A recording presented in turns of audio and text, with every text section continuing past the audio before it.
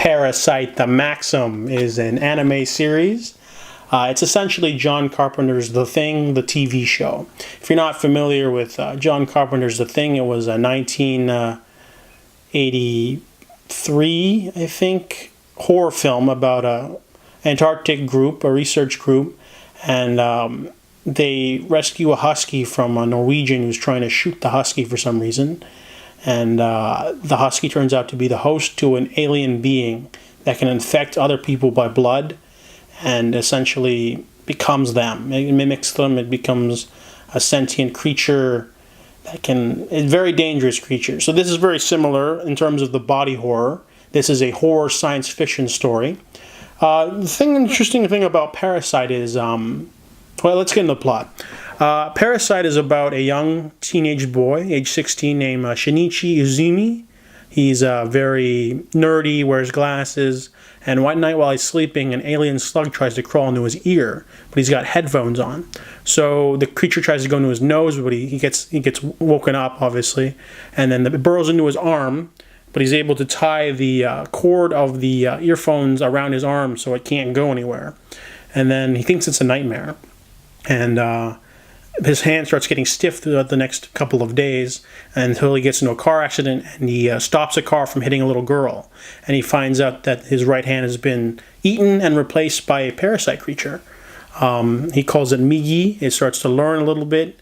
It becomes a sentient creature on his hand, essentially, and he doesn't know why it's there. But over the course of the series, they find out that other people have been infected as well, however, all the way. When the alien slug goes into the brain, it eats the brain and basically replaces the head. And then the alien creature sort of pretends to be the person that it took over, usually by killing the family first. And they're cannibalistic creatures, and their heads split apart with teeth and eyes, and it's very scary. They can also form fleshy tentacles with sharp metal blades on them. And as well as other things. I don't want to get into it too much. But essentially, Shinichi must deal with other members of Migi's species because some of them are very animalistic. They go after him. They can sense each other with brain waves. So Parasyte does a really good job of exploring the world of these aliens through the format of a sort of superhero series. Shinichi's very nerdy. He's very weak at the beginning of the series, but as he gets the hand, he starts to get a little bit more bold. He's got a friend. It turns into a sort of... has to learn a new thing every day. It's not different from Spider-Man. Like in Spider-Man, he had to learn about all his powers, get a suit. In this, he's got to come up with other things, like how to talk to his hand without people looking, how to deal with the fact that Migi has a weakness where he has to sleep for 4 hours, leaving him vulnerable. And they make sure to have some parasite action in every episode, so it usually goes up against a character. And of course, they don't make it boring, though. There's a lot of different parasites in this series.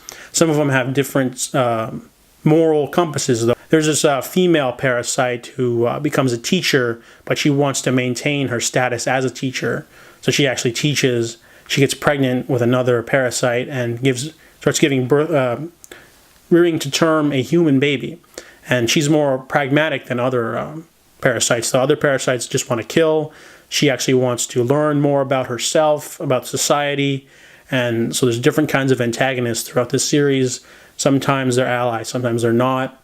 And the series is able to keep up the suspense because we know that Shinichi's not going to die at the beginning of the series. So they throw all of his friends in danger. There's constant threats. There's different kinds of threats. It's a really good series that manages to balance character development and gruesome body horror.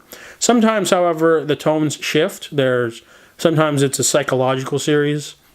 Sometimes it's a gruesome body horror series. Sometimes it's a romance series because Shinichi's always dealing with love interests and they're kind of annoying. The only weakness of the series, I'd say, is that the last 4 episodes get really, really preachy in terms of tone and themes.